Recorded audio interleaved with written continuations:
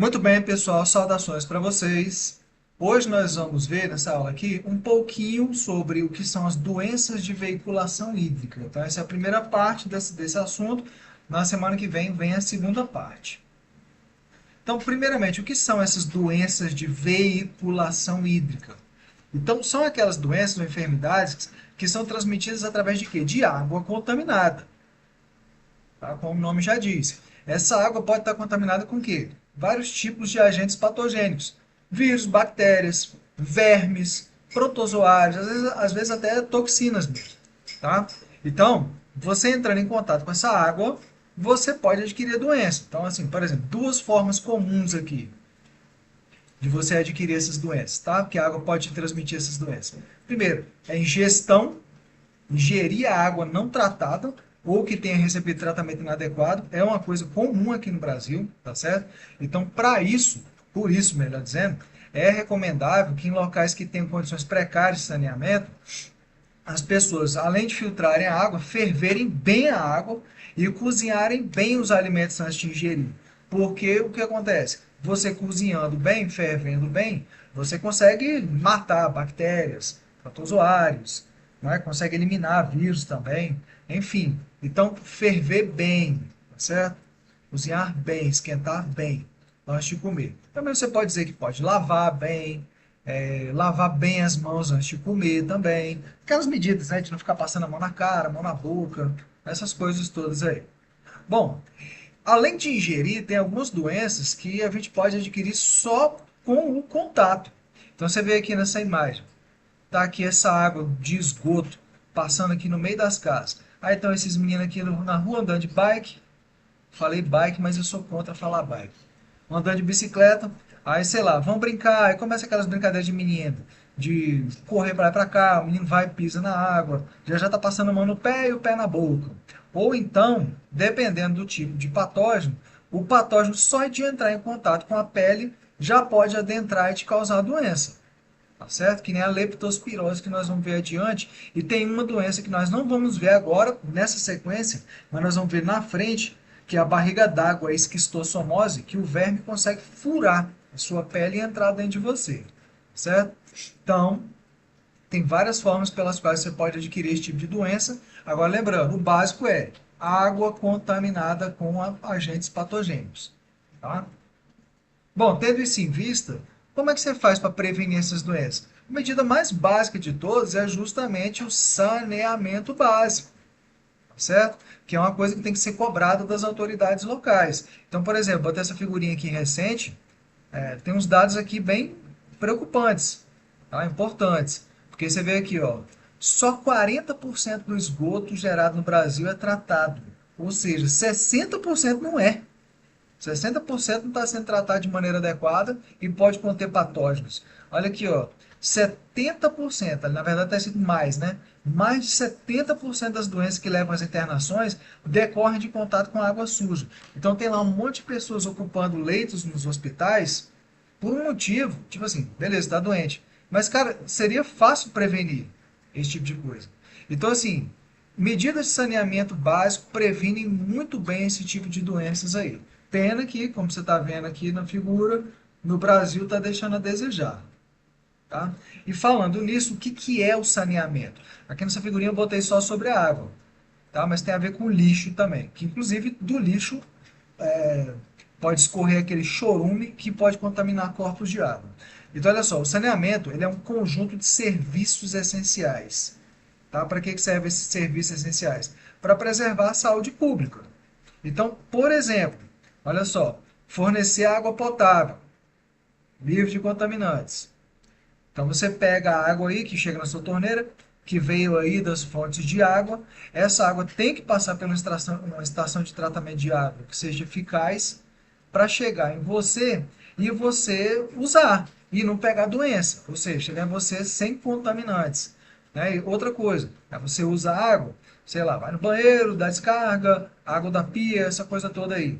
Essa água toda vai parar no esgoto. Então, o esgoto tem que ser tratado adequadamente. Nós acabamos de ver ali na figurinha que não é, né? Então, tratar bem as águas do esgoto. Porque para onde que essas águas vão depois? Vão de volta para os mananciais. Mas você pode botar aí lago, rios, mares, enfim, vão de volta e de lá de volta para serem captadas, tá certo? Então você tem que tratar bem para não ficar jogando lixo, né, e contaminantes nesses corpos d'água. Aqui está falando do lixo que tem que coletar e dar destino adequado, lógico, ao lixo, pelo amor de Deus, né? Ficar acumulando lixo pedir para adquirir doenças, né? Porque no lixo vão viver ratos, insetos, né? Outras coisas aí que podem te transmitir patógenos. Drenar áreas urbanas, já já nós vamos ver um exemplo de uma doença que tem muito a ver com isso, que é a leptospirose, tá? Para evitar alagamento. Porque senão o que acontece? Sobe água de esgoto cheia de contaminantes para causar doenças nas pessoas, tá? E isso aqui tem a ver com o lixo, limpeza pública, né? Pelo amor de Deus. Logicamente, tem que dar destino, mas também deixar limpo. Aí isso aí também depende de nós, né? Certamente. Bom, então agora vamos ver alguns exemplos de doenças. Nessa apresentação eu botei só doenças causadas por bactérias. Na próxima a gente vê de vírus e protozoários. Detalhe, dependendo da fonte em que a gente for estudar, o autor, ou tipo assim, por exemplo, um texto numa questão de prova, tá? Tirado de uma reportagem, alguma coisa assim.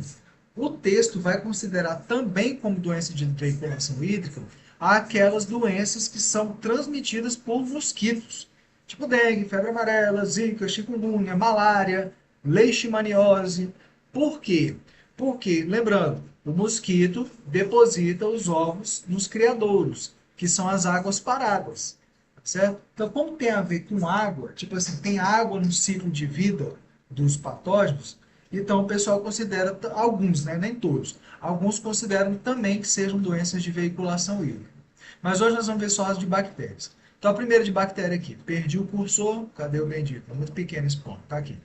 Então, cólera, quem causa é o tal do Vibrio cholerae, tá? Vibrio cólera, o nome da bactéria. Essa bactéria infecta o intestino e lá vai liberar toxinas, tá? Para poder eliminar essas toxinas, adivinha o que você faz? Diarreia. Tá? Que aí você libera bactérias, toxinas, joga fora esses negócios que estão no intestino. Então, olha só, a bactéria é o Vibrio colérico, Vibrio cólera, ela infecta o intestino, lá ela libera toxinas. Dentre os sintomas, você pode dizer diarreia, vômitos e desidratação. Pode ter febre também. A desidratação é por causa dos vômitos da diarreia. Como é que faz o tratamento? Pode fazer com hidratação, né? Porque assim, a pessoa desidratada corre até risco de morrer. E como é doença causada por bactérias, a resposta padrão: antibióticos. Né? Tem uma resposta padrão também para sintomas de doença que praticamente todas vão ter, mesmo que não apareça escrito, ó, febre. Quase toda doença tem febre como sintoma. De AIDS a gripe. Então, febre, a gente até pode citar. Estou escrevendo esquisito assim porque minha canetinha não está funcionando, eu estou usando o mouse mesmo. Tá? Então lembre-se, doença causada por bactérias, tratamento feito com antibióticos. Não tem erro, tá? Essa resposta é padrão para todas. Bom, e no caso da cólera, tem uma vacina disponível. Tá? É bom isso, né? Porque é uma forma de prevenção muito eficaz. Próximo, febre tifoide. Essa te prejudica. Então, quem é o causador? Salmonela. Tá? Que a gente chama aí genericamente de salmonela. Aqui no corretor ele botou aqui um acento agudo, mas em nome científico não tem não, tá? Lembrando que esses nomes são latinizados. Então aqui, no caso desse nome científico, é porque ele tem ali mais especificações no que diz respeito à variante e tudo mais. Tá? Mas enfim, nome do gênero e epíteto. Então a bactéria, essa bactéria também infecta o intestino, também vai liberar toxinas lá. Então, dentre os sintomas, pode aparecer diarreia. Então, os sintomas são febre alta, aqui tem um monte, dores de cabeça. O interessante dessa febre tifoide é que ela pode causar diarreia ou o contrário da diarreia, que é constipação. Curioso isso aí. Mas, enfim, também aparecem náuseas e vômitos, enfim. Vários sintomas típicos de doenças intestinais ou doenças do aparelho gastrointestinal, aparelho digestor. Tá? Doença bacteriana, trata como? Com antibióticos. A mesma coisa, posso até dizer a mesma coisa da outra. Se ficar desidratado por causa de diarreia e vômito, hidratação. Nesse caso, também tem vacina contra essa febre tifoide. Tá? É bom, ótimo, aliás. Leptospirose, essa é uma boa de cobrar, tá, gente? Esses provas por aí de Enem e tudo mais. Então, quem causa essa doença são bactérias desse gênero, Leptospira, no caso, essa daqui mais especificamente também, tá? Leptospira interrogans, bactéria. Essa bactéria é o seguinte, de onde que ela vem? Ela está infectando ratos. Quando o rato urina, faz xixi, é que libera a bactéria. Então, a bactéria vem da urina dos ratos infectados, certo? Agora, essa urina pode cair em águas, em geral. E aí é que você vai ter contato. Então, olha só, ela é transmitida por águas contaminadas, como é a doença de veiculação hídrica, né? E essas águas estão contaminadas pela urina de ratos. Estão contaminadas com a bactéria. Ela infecta os rins e o fígado. Então, se infecta fígado, um sintoma típico, tá, de doenças que o patógeno infecta o fígado é a icterícia, que é aquele negócio da pele ficar amarelada, a esclera dos olhos também, né? De sintomas em geral, a gente pode dizer febre, dor de cabeça, dores nas articulações, a icterícia, mas também, em casos mais graves, insuficiência renal. Aí que a pessoa corre até um risco de morte. Essa doença é cobrada muito nesse contexto aqui que você está vendo, ó. Aqui. O cara andando aqui nesse alagado. O que que acontece? Em determinados locais, chove, a água da chuva vai escorrendo lá para o esgoto, enche o esgoto e sobe. Quem é que mora no esgoto? Tartarugas ninja, mas também os ratos. Mestre Splinter. Ele faz xixi lá, não é Splinter não, né? Os outros ratos contaminados. Faz xixi lá, urina, libera a bactéria junto, aí sobe aquela água de esgoto que arrasta junto a urina dos ratos, junto com essa bactéria. E nesse caso, olha aqui, ó, a infecção ocorre por contato. Tu não precisa nem ingerir a água não, tá? Então, esse cara que está andando aqui nessa água, se entrar em contato com a bactéria já vai entrar, vai atravessar a pele dele e vai causar a doença nele, certo? Bom, essa doença bacteriana a gente trata com antibióticos. Eu não achei, não encontrei informações sobre se há uma vacina contra a leptospirose. Mas encontrei dizendo que não tem ainda, certo? Então, pessoal, por enquanto só essas doenças. Para a aula que vem, a gente vê algumas de vírus, e algumas de protozoários. Certinho? Então, bons estudos para vocês. Falou, valeu e até a próxima.